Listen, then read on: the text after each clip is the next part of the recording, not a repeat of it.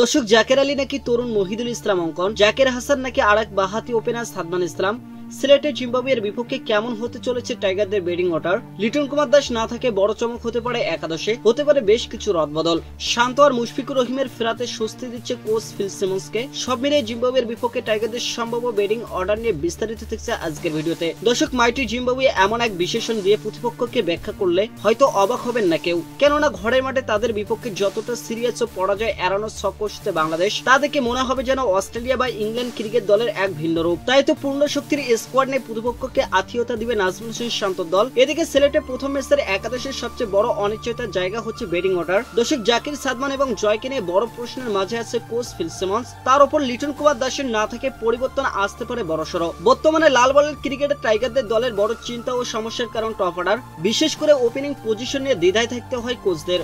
দর্শক, সেখান থেকে কাকে বেছে নেবে সেটা এখন সবচেয়ে বড় ধাঁধা ভক্তদের কাছে। ভারতের বিপক্ষে নিজেদের অভিষেক ম্যাচে সেঞ্চুরি হাঁকের সম্ভাবনার নাম হয়ে উঠেছিলেন বাহাতি জাকির হাসান। দর্শক, কিন্তু সেই ধারাবাহিকতা বেশি দিন ধরে রাখতে পারেননি তিনি। ক্যারিয়ারের শুরুটা দারুণ হলেও ধীরে ধীরে ব্যাটিং গড় নামিয়ে ফেলেছেন 25-এর নিচে। তাই স্কোয়াডে থাকলেও জিম্বাবুয়ের বিপক্ষে সিলেট টেস্টের সাইড ব্রেঞ্চে থাকতে পারেন জাকির। দর্শক, সেক্ষেত্রে বাংলাদেশের ওপেনিং জুটিতে থাকতে পারেন সাদমান ইসলাম এবং মাহমুদুল হাসান জয়। ওয়েস্ট ইন্ডিজের বিপক্ষে 2018 সালে অভিষেক হওয়ার পর সাদমান ইসলাম এখন পর্যন্ত 20 ম্যাচে করেছেন 923 রান। টাইগারদের জার্সিতে সর্বশেষ ম্যাচে 2 ইনিংসে মিলে 110 রান করা এই ব্যাটার দারুণ সময় কাটাচ্ছেন। ডিপিএল অগ্রণী ব্যাংকের হয়ে শেষ 5 ম্যাচে 47 গড়ে ব্যাট করার সুবাদে জিম্বাবুয়ের বিপক্ষে টিকে যেতে পারেন একাদশ। তার সঙ্গে থেকে মাহমুদুল হাসান জয় অবশ্যই এগিয়ে থাকবেন ডান হাতি বাম হাতি কম্বিনেশনের কারণে। যদিও শেষ 3 আন্তর্জাতিক ম্যাচে অর্ধশতকের দেখা পাননি তিনি। দর্শক, টাইগার দলের সবচেয়ে বড় আস্থার জায়গা হতে পারেন ক্যাপ্টেন নাজমুল হোসেন শান্ত।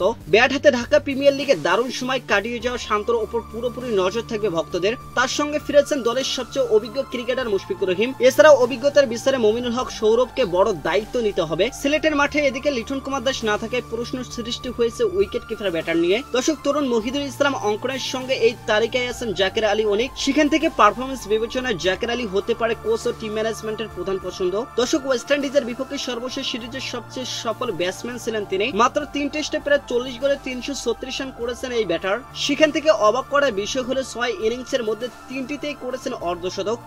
সব মিলে বলা চলে নিজেদের সেরা ব্যাটিং কম্বিনেশন নিয়ে মাঠে নামবে টিম টাইগার্স। তো দর্শক, আপনি কি মনে করেন জানিয়ে দিন আমাদের ভিডিওর কমেন্ট বক্সে। ধন্যবাদ।